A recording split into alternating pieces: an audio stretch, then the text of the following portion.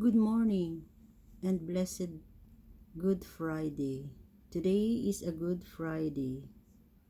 I- uh, Before I start, why we celebrate our sorry, Good Friday in our Catholic belief?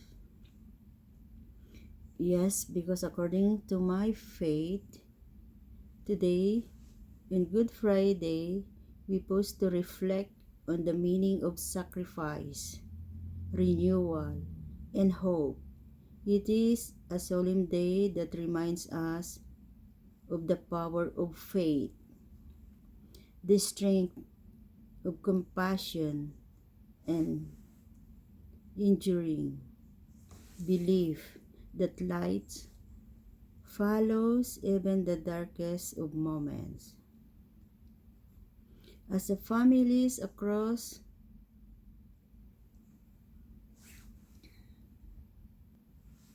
I want to wish everyone peace and reflection during this important time in the Christian faith. Wishing you and your loved ones a blessed and meaningful Good Friday.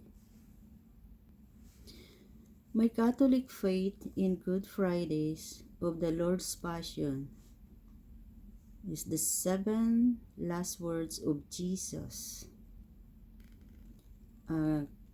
Di ko na po siya kasi mahaba ito. Ang gusto ko lang po ay ano yung mga 7 words. What are the 7 words of Jesus? To ponder today, this dark day, the final words of Jesus, Scripture records 7 last statements, or the 7 last words. Take its praise and spend time with it. Seek the deeper spiritual meaning for your life. Number 1, Father, forgive them, for they know not what they do. So Jesus' forgiveness of others was radical and to a degree never seen before. While hanging on the cross and enduring the cruelty of others, Jesus spoke words of forgiveness. He forgave them into the midst of his persecution. What's more is that he even acknowledged that those crucifying him were not fully responsible. They clearly did not know what they were doing. This humble acknowledgement of Jesus shows the depth of his tender mercy. It reveals he died not in anger or resentment, but in willing sacrifice. Thank you, Jesus, for your sacrifice to us. Can you say these words? Can you call to mind the person who has hurt you and pray that the Father forgives them? Leave judgment to God and offer mercy and forgiveness. And number 2,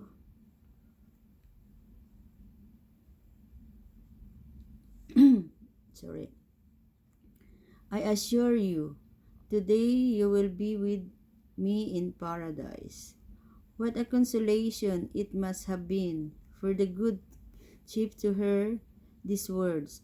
He must have been experiencing a certain despair in life at that moment as he, alongside of Jesus, was dying on a cross. What a gift it was to be there next to the Savior of the world.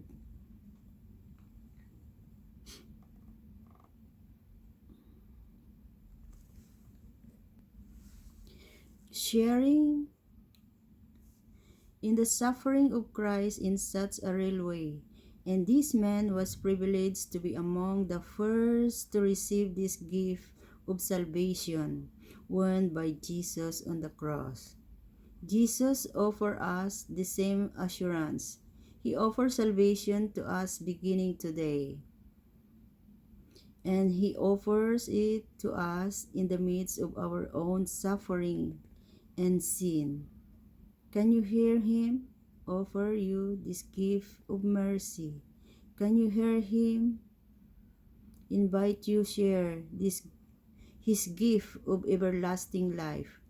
Let him speak this invitation to you, and let the eternal life of paradise begin to take hold more deeply today in your soul. The next words of Jesus is, "Woman, behold your son." What a gift here! Dying on the cross, Jesus entrusted his own mother to John, and in so doing, he entrusted her to each one of us. Our unity with Jesus makes us a member of his family, and thus sons and daughters of his own mother. Our Blessed Mother accepts this responsibility with great joy. She embraces us and holds us close. Do you accept Jesus' mother as your own spiritual mother? Have you fully consecrated yourself to her? Doing so well, please you under her mantle of protection and love. Thank you, Mother, to intercede us and the whole world. Mother Mary, thank you. And the next R is, my God, why have you forsaken me? Jesus was not abandoned, but he allowed himself to feel and experience this complete loss of the Father in his human nature. He felt the deep experience of despair. He allowed himself to know and experience the effects of sin. Therefore, he knows what we go through when we despair. And he is there. He knows what it feels like, and he is there with us in those temptations, enabling us to press on through any despair toward total faith and trust in the Father. And next, words of Jesus, I thirst. In Tagalog, nauuhaw po ang ating Panginoon. What a meaningful statement.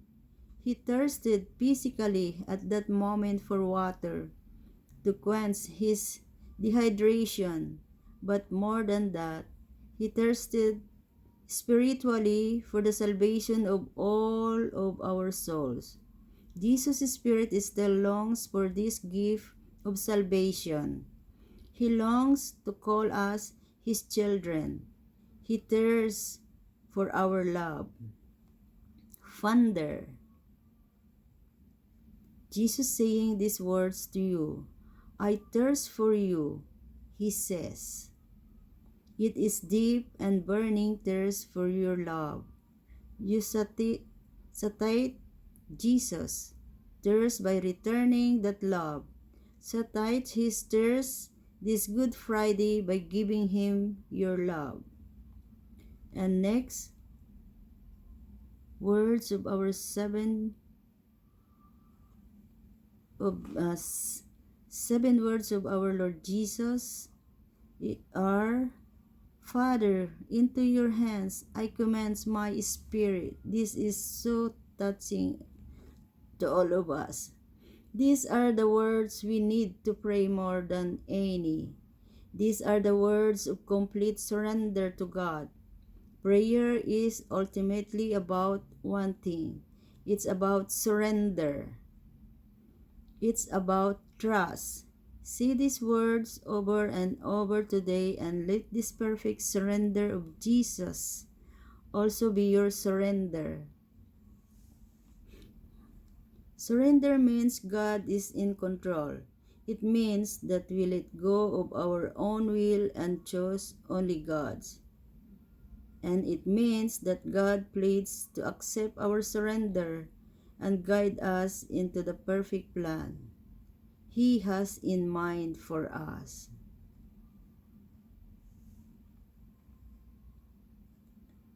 And next 7 words of our Lord is, it is finished. It is finished. It's significant that he said, it is finished as his last words. This is his last words. What does this mean? What is finished? Why Jesus say finished? This spiritual statement from Jesus is one of the that affirms that his mission of the redemption of the whole world is accomplished. It refers to his perfect sacrifice of love offered for all of us. His death, which we commemorate today, is the perfect sacrifice which takes away the sins of all.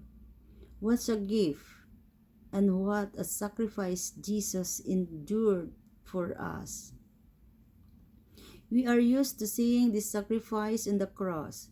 We ponder this sacrifice every time we look at the crucifix. But it is important to note that our over-familiarity with the cross can tempt us to lose sight of the sacrifice. It's easy for us to miss what Jesus actually did for us. He accomplished the act that saved us, and he is now offering it to us. This completed act of divine mercy penetrate your soul. He desires to say that his sacrifice has finished its work in your soul. So today, on this Good Friday, it would be good if we spend the day pondering the reality of Jesus' sacrifice. Try to understand what it was like for God himself to suffer and die. Contemplate what it was like for God himself, the creator of all things, to be put to death by those whom he created to suffer at the hands of those whom he loved with a perfect love. Understand Jesus' sacrificial love will enable us to love as he did. It will enable us to love those who have hurt us and those who persecuted us. His love is total. It is generous beyond description. Thank you, my dear brothers and sisters in Christ, to listen and watch my channel for this sharing for the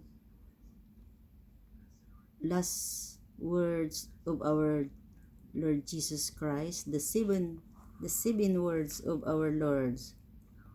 And thank you so much, and we hope we see you in the church at 3 p.m. Thank you for reading or for listening, because I didn't write there, for listening. May God bless us all and strengthen our faith. Jesus, Mary, and Joseph love us. To God be the highest glory, in the mighty name of Jesus. Thank you, Mother, to intercede our prayer, to intercede the whole world.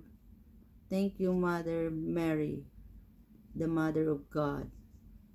Our Father, who art in heaven, hallowed be thy name. Thy kingdom come, thy will be done on earth as it is in heaven. Give us this day our daily bread, and forgive us our trespasses, as we forgive those who trespass against us. And lead us not into temptation, but deliver us from evil. Amen. Hail Mary, full of grace, the Lord is with thee. Blessed art thou amongst women, and blessed is the fruit of thy womb, Jesus.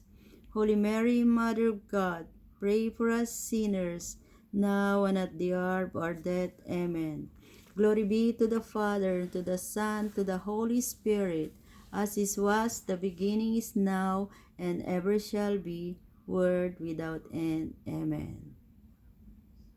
Jesus, we trust in you. Jesus, pray for us in the whole world. Thank you, my dear brothers and sisters in Christ. A blessed Good Friday to each every one of us. Jesus, remember us when you are enter to your kingdom. Amen and amen.